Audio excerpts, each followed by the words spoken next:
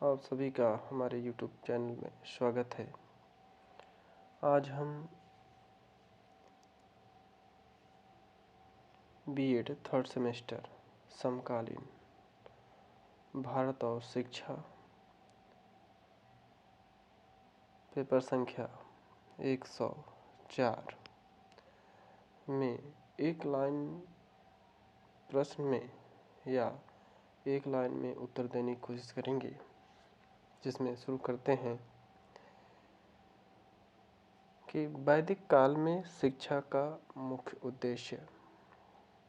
तो वैदिक काल में शिक्षा का जो मुख्य उद्देश्य है वह आध्यात्मिक विकास। वैदिक काल में शिक्षा का मुख्य उद्देश्य क्या था? आध्यात्मिक विकास। वेदों की जो वेदों प्रकार हैं या वेदों की जो संख्या है वह 4 है। कौन कौन सा? ऋग्वेद, यजुर्वेद, सामवेद व अथर्ववेद। ऋग्वेद में 10 मंडल, 1028 सूक्त व 10,462 ऋचाएँ हैं। ऋग्वेद में ऋचाओं के पढ़ने वाले ऋषि को होत्री कहते हैं। याद रखेंगे, होत्री कहते हैं। वेदों को भली बात समझने के लिए 6 वेदांगों की रचना की गई है, जिसमें शिक्षा, ज्योतिष, कल्प, व्याकरण, निरुक्त व छंद है। उपनिषदों की संख्या 108, महापुराणों की संख्या 18 और वेदांग की संख्या 6। वैदिक काल में मुख्य शिक्षा के केंद्र, जो मुख्य शिक्षा केंद्र थे वह टोल, चरण, घटिका, गुरुकुल, ऋषि आश्रम, परिषद, विद्यापीठ, विश्वविद्यालय के अंतर्गत आपका नालंदा और तक्षशिला।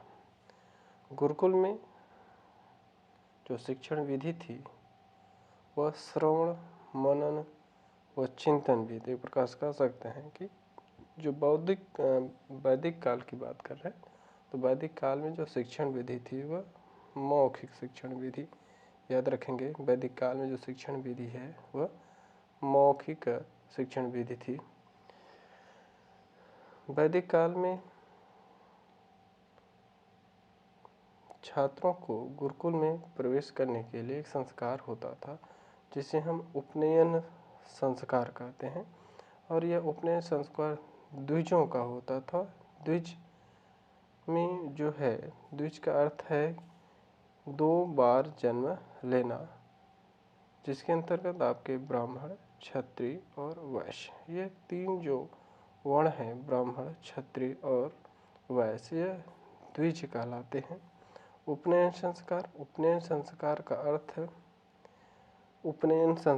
अर्थ है शिक्षा हेतु अध्यापक या गुरु के पास ले जाना। वैदिक काल में शिक्षा का माध्यम, तो वैदिक काल में जो शिक्षा का माध्यम था वह संस्कृत था। वैदिक काल में या वैदिककालीन शिक्षा संबंधित थी वेदों से। वैदिककालीन शिक्षा का मुख्य उद्देश्य था मोक्ष की प्राप्ति करना। वैदिककालीन शिक्षा व्यवस्था में गुरु शिष्य का जो संबंध था वह पिता पुत्र के समान था। वैदिक काल में शिक्षा का मुख्य उद्देश्य आध्यात्मिक विकास करना। वेद का अर्थ होता है ज्ञान। वेदों की जो संख्या वेदों की जो संख्या है वह 4। विभिन्न वर्णों के बालकों के लिए निर्धारित आयु। ब्राह्मण बालकों के लिए उपनयन संस्कार के समय उनकी आयु 8 वर्ष थी और उनका जो उपनयन संस्कार कराया जाता था वह वसंत ऋतु में कराया जाता था।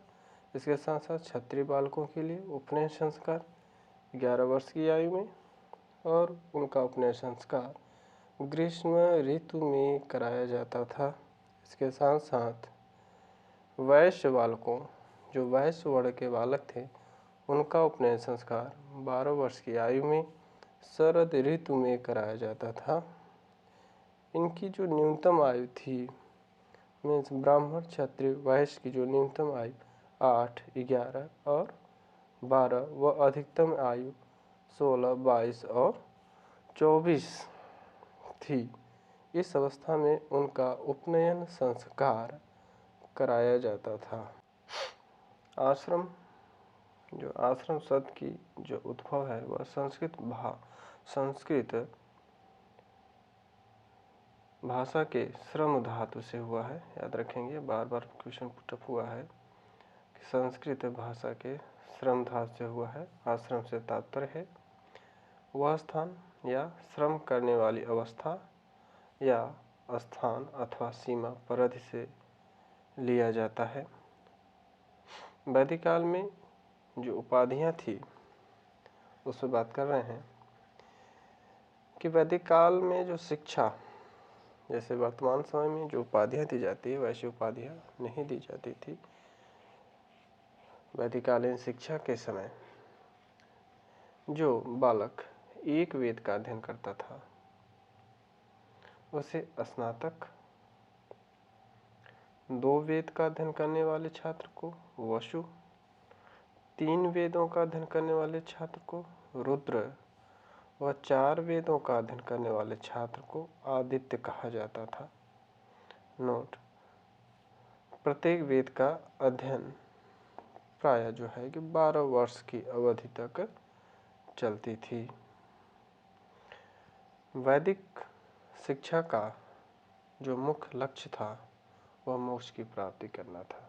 याद रखेंगे। इसके साथ साथ एक कोटेशन है कि वैदिक शिक्षा का लक्ष्य मोक्ष की प्राप्ति करना है। ये किसके द्वारा है? तो याद रखेंगे, शंकराचार्य के अनुसार वैदिक काल में शिक्षा का आरंभ या शिक्षा का आरंभ कब होता था? तो याद रखेंगे, श्रावण मास की पूर्णिमा के दिन वैदिक काल में शिक्षा का प्रारंभ किया जाता था।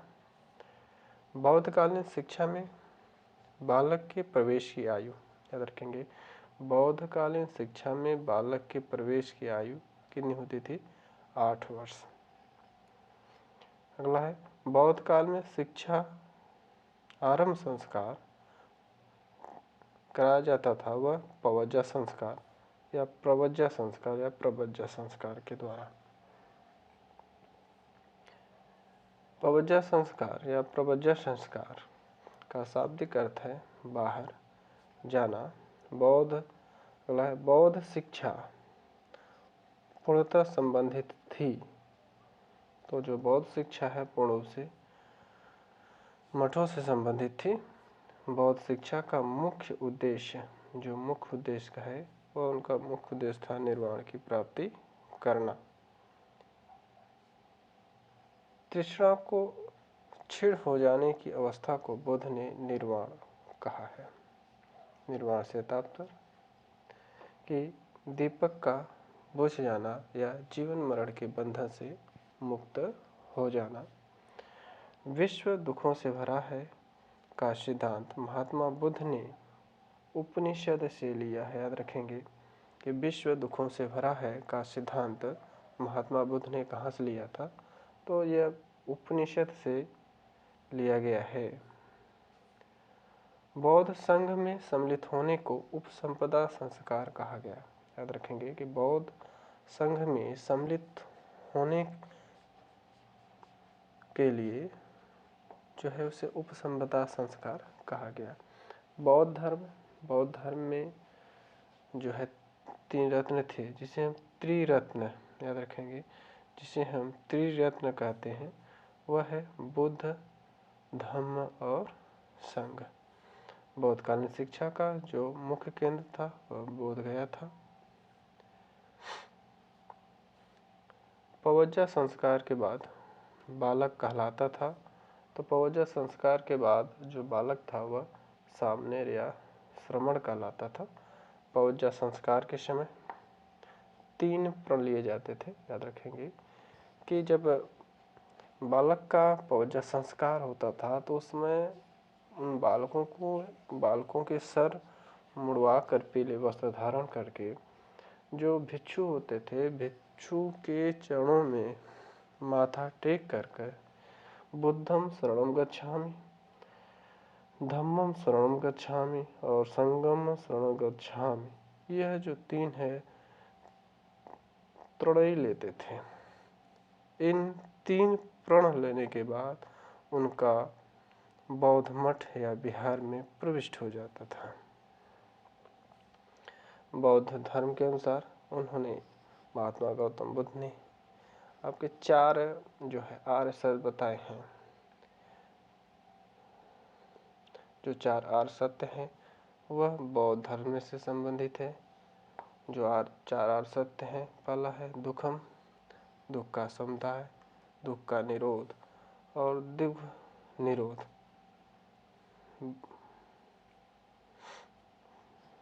पौजा संस्कार के बाद बालक कहलाता था सामनेर या श्रमण।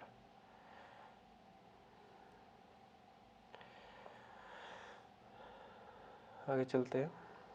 अष्टांग मार्ग किसने दिया है? तो अष्टांग मार्ग जो संबंधित है वह बौद्ध धर्म से है।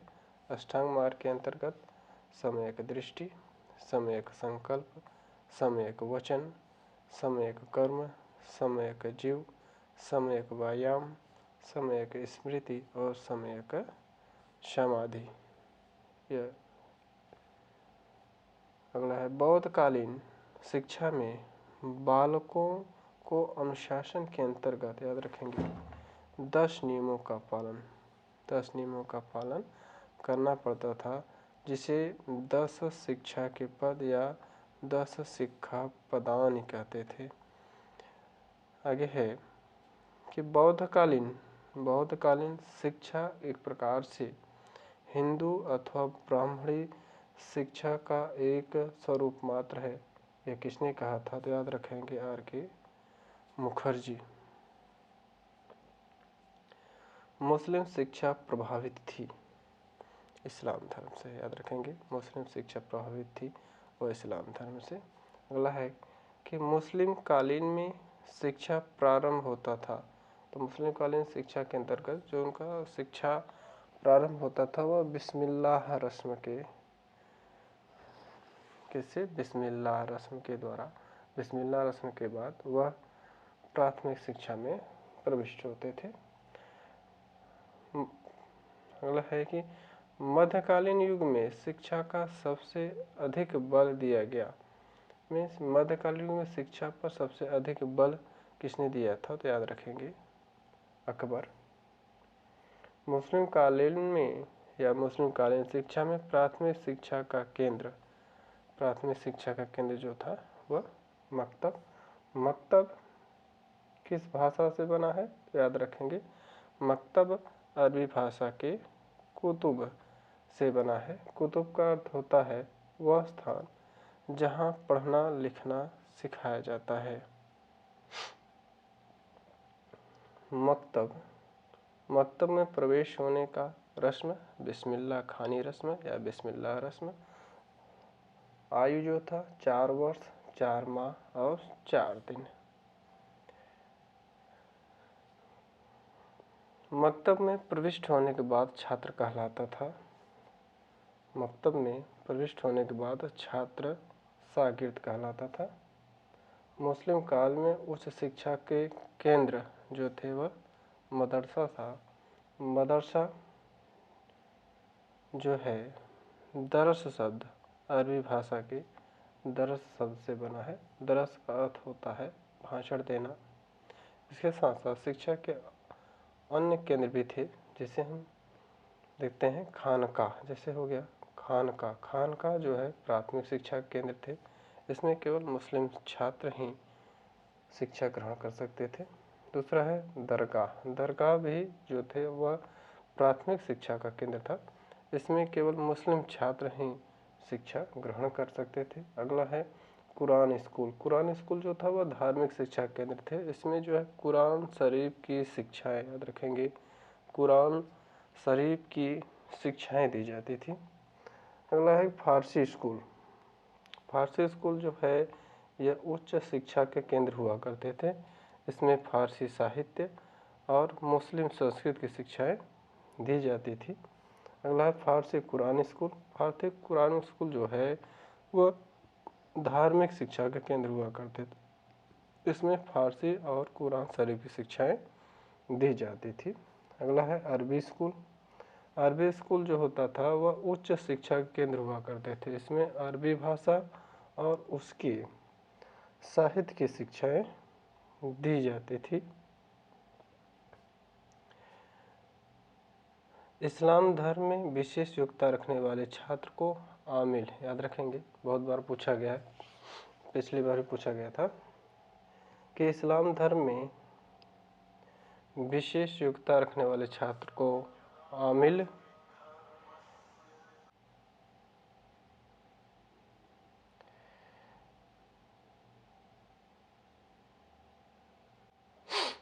मुस्लिम शिक्षा में, मुस्लिम कालीन शिक्षा में जो शिक्षा का उत्तरदायित्व होता था वह राज्य का होता था।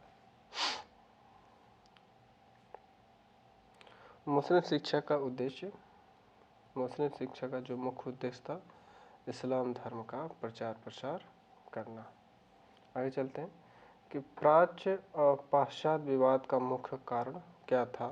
तो यह वह चार्टर एक्ट 1813 जो मुख्य कारण था। चार्टर एक्ट 1813 में जो निर्देश वर्णित थे वह मुख्य कारण उसका था। मैकाले ने, अगला है, मैकाले ने भारतीय साहित्य के संबंध में क्या कहा था। तो मैकाले ने भारतीय साहित्य के संबंध में कहा था कि एक अच्छे यूरोपीय पुस्तकालय की अलमारी भारत और अरब के संपूर्ण साहित्य के बराबर होगी।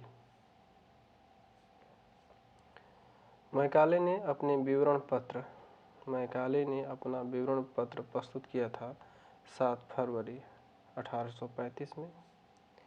बेंटिंग प्रस्ताव दिया, कब दिए थे ये? 7 मार्च 1835 में। प्राथमिक शिक्षा में मातृभाषा को प्रमुख स्थान देने पर जोर दिया। तो किसने जोर दिया था? याद रखेंगे, लॉर्ड कर्जन। राष्ट्रीय शिक्षा आंदोलन के मुख्य 4 बिंदु, याद रखेंगे, मुख्य 4 बिंदु क्या था? स्वराज की प्राप्ति पहला, दूसरा स्वदेशी वस्तुओं का उपयोग, तीसरा विदेशी वस्तुओं का बहिष्कार और चौथा था राष्ट्रीय शिक्षा की मांग। बनारस संस्कृत कॉलेज की स्थापना कब हुई थी? यह 1791 में। कलकत्ता मदरसा की स्थापना कब हुई थी? 1781 में।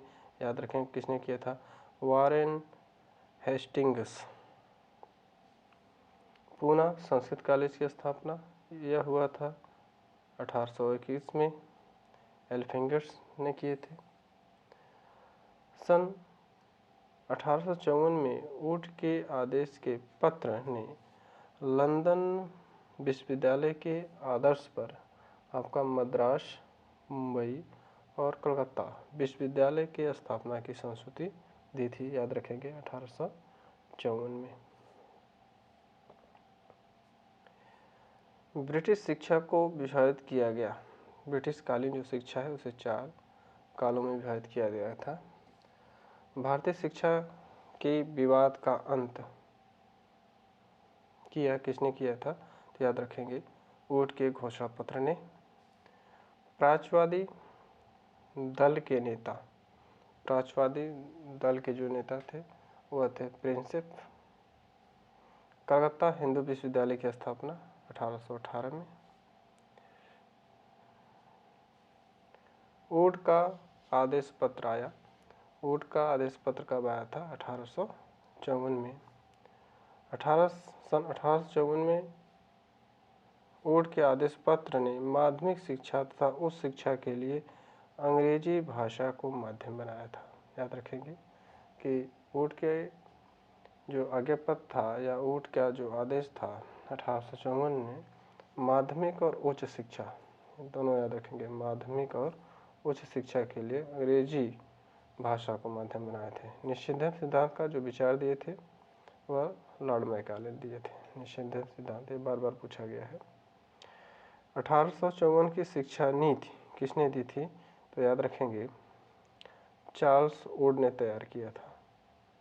विलियम एडम्स थे, तो विलियम एडम्स जो थे वह मिशनरी के प्रमुख सदस्य थे। शिमला सम्मेलन आयोग कब गठित हुआ था या कब हुआ था? 1901 में। भारतीय विश्वविद्यालय आयोग की स्थापना 1902 में। भारतीय विश्वविद्यालय अधिनियम सन 1904 में पारित हुआ। लॉर्ड कर्जन ने अपनी शिक्षा नीति याद रखेंगे 11 मार्च 1904 को एक सरकारी प्रस्ताव के रूप में प्रकाशित किए थे। अगला, भारतीय शिक्षा नीति की वकालत की थी, याद रखेंगे भारतीय शिक्षा नीति की वकालत किसने की थी? चार्ल्स वुड के द्वारा किया गया था। 19वीं शताब्दी के प्रारंभ में भारत में जो साक्षरता था कितनी थी? तो याद रखेंगे लगभग 7%। लॉर्ड मैकाले को भारत भेजा गया, कब भेजा गया था? याद रखेंगे 1834 में। वह एक कानूनी सलाहकार बनकर आए थे भारत में। अगला, विलियम वेटिंग ने अपनी शिक्षा नीति घोषित की थी 1835 में। ऑकलैंड ने अपनी शिक्षा नीति घोषित की 1839 में। वुड के घोषणा पत्र में कुल अनुच्छेद की संख्या याद रखेंगे 100। वुड के घोषणा पत्र के अनुसार शिक्षा का जो माध्यम है वह किस भाषा में होना चाहिए? तो अंग्रेजी तथा प्रचलित भारतीय भाषा, याद रखेंगे यह सब। भारतीय विश्वविद्यालय आयोग 1902 में जो भारतीय सदस्यों की जो संख्या थी वह 2 थी। भारत में केंद्रीय शिक्षा विभाग की स्थापना किसने किया था? याद रखेंगे लॉर्ड कर्जन ने। लॉर्ड कर्जन ने केंद्रीय कृषि शिक्षा अनुसंधान की स्थापना की थी। कहाँ की थी? याद रखेंगे बिहार में किए थे। शिमला सम्मेलन कब हुआ था? 1901 में।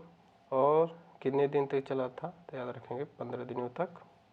राष्ट्रीय शिक्षा आंदोलन का उद्गम कब हुआ था? 1835 में। राष्ट्रीय शिक्षा परिषद के सदस्य रहे, याद रखेंगे पूछा गया है। राष्ट्रीय शिक्षा परिषद के सदस्य रहे कौन थे? गोपाल कृष्ण गोखले। निःशुल्क व अनिवार्य प्राथमिक शिक्षा का प्रस्ताव किसने रखा था? याद रखेंगे गोपाल कृष्ण गोखले। भारतीय राष्ट्रीय कांग्रेस ने राष्ट्रीय शिक्षा संबंधी प्रस्ताव पारित किया, तो पारित किए थे उन्होंने 1905 में। राष्ट्रीय कॉलेज कलकत्ता के प्राचार्य थे अरविंदो घोष। इलाहाबाद विश्वविद्यालय की स्थापना 1887 में। भारतीय राष्ट्रीय कांग्रेस की स्थापना 1989 में। 1902 में कुल विश्वविद्यालयों की जो संख्या थी वह 5 थी। भारतीय शिक्षा आयोग के जो चेयरमैन थे सर विलियम हंटर आयोग ने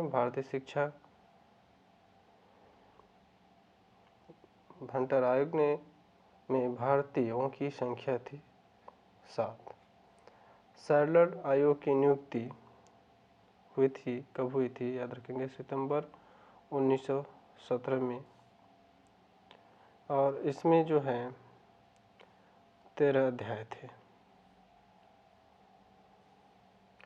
बेसिक शिक्षा को अन्य और नाम से जानते हैं उनका, जिसे हम कहते हैं नई तालीम या बुनियादी शिक्षा या गांधी जी की शिक्षा। बार बार पूछा गया है, याद रखेंगे। बेसिक शिक्षा का जन्म याद रखें कब हुआ था? 1921 में। वर्धा शिक्षा के प्रवर्तक थे महात्मा गांधी जी। वर्धा शिक्षा जो है उसे बेसिक शिक्षा भी कहते हैं और उसकी अवधि थी 7 वर्ष। जाकिर हुसैन ने बेसिक शिक्षा का रिपोर्ट प्रस्तुत किया, तो याद रखेंगे 1938 में, और बेसिक शिक्षा का जो माध्यम था वह मातृभाषा। 3H से तात्पर्य है, याद रखेंगे, बार बार पूछा गया है 3H। तो 3H से तात्पर्य है हेड, हैंड और हर्ट। यह गांधी जी ने दिया था। वर्धा शिक्षा सम्मेलन आया था आपका 1937 में। इसका मुख्य आधार था शिल्प। शिक्षा आयोग के अध्यक्ष कौन थे, याद रखेंगे, डॉक्टर दौलत सिंह कोठारी। और शिक्षा आयोग कब आया था, 1964-66 में। शिक्षा आयोग की जो नियुक्ति थी, याद रखेंगे, 14 जुलाई 1964। स्वतंत्र भारत में विश्वविद्यालय शिक्षा में सुधार के सुझाव दिए, तो किसने सुझाव दिया था? यह सुझाव दिए थे राधा कृष्णन आयोग, 1948-49।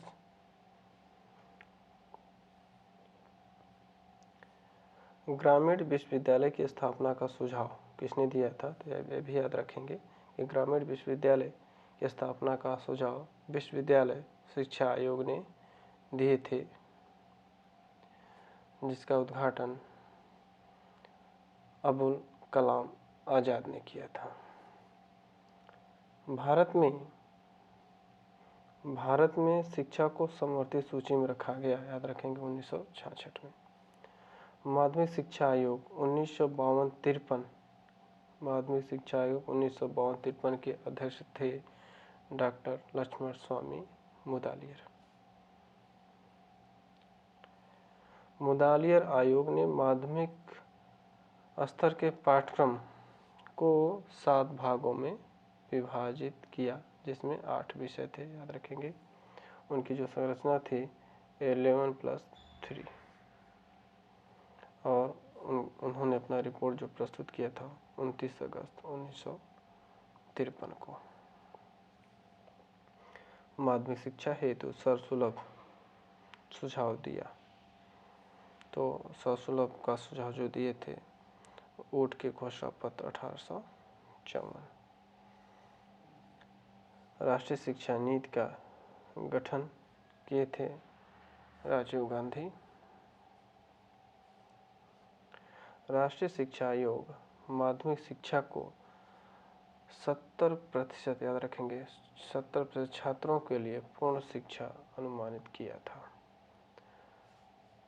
राष्ट्रीय शिक्षा नीति 1986 का कार्यकारी प्रयास प्रकाशित किया गया था अगस्त 1986 में। राष्ट्रीय शिक्षा नीति 1986 का प्रतिवेदन तैयार किया गया, यह 14 खंडों में उनका प्रतिवेदन तैयार किया गया था। राष्ट्रीय शिक्षा नीति 1986 में प्राथमिक शिक्षा कक्षा 1 से 5 तक को 1990 तक सर्वसुलभ की घोषणा की गई थी। राष्ट्रीय शिक्षा नीति 1986 में उच्च शिक्षा कक्षा 6 से 8 तक को 1995 तक सर्वसुलभ बनाने की घोषणा की गई थी। गति निर्धारक स्कूल की स्थापना का सुझाव, याद रखेंगे, गति निर्धारक या निर्धारित स्कूल की स्थापना का सुझाव किसने दिया था? तो याद रखेंगे राष्ट्रीय शिक्षा नीति 1986। संगठक साक्षरता के कार्यक्रम विद्यालय के स्तर से ही बड़े पैमाने पर आयोजित किए जाने चाहिए, यह सुझाव दिया था राष्ट्रीय शिक्षा नीति 1986। राष्ट्रीय शिक्षा नीति 1986 पुनरीक्षण समिति का रिपोर्ट पर विचार विमर्श समिति द्वारा कराया गया था। तो यह समिति जो थी आचार्य राममूर्ति समिति 1990।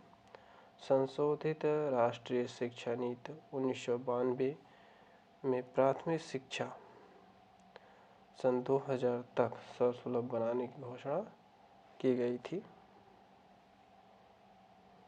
आगे है राष्ट्रीय शिक्षा नीति 1986 में के समय जो शिक्षा मंत्री थे, याद रखेंगे, के.एल. श्रीमाली।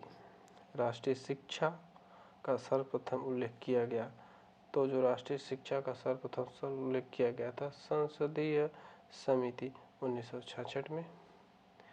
केवल कॉलेजों तक शिक्षा सीमित रही, कागजों तक।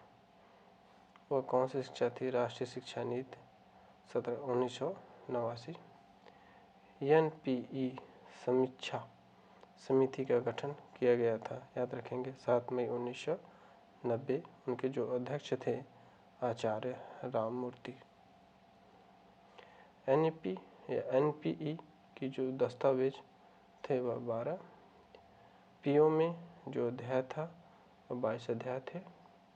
ब्लैक बोर्ड योजना को उच्च प्राथमिक स्तर तक 1992 में लागू किया गया, जिसकी धनराशि थी 40,000 रुपये। आगे है डेलर्स आयोग। डेलर्स आयोग आया था 1993 में। उसमें 14 सदस्य और एक भारतीय सदस्य जिनका नाम था डॉक्टर कर्ण सिंह, भारत से थे, जिसमें उन्होंने शिक्षा के 4 आधार दिए। पहला जानना सीखना, लर्निंग टू नो।